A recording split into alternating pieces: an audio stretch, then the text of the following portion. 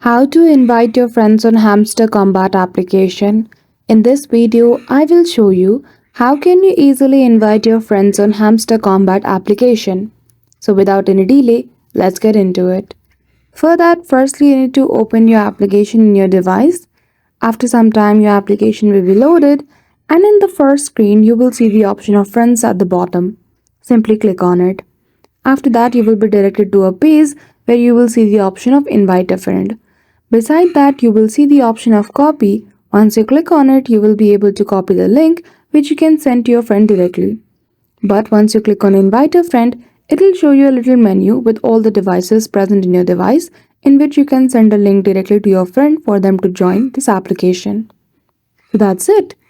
Just by following this easy step, you will be able to invite your friend on Hamster Combat application. So I hope you found this video helpful. If you did, don't forget to give it a thumbs up and subscribe to our channel for such tutorial.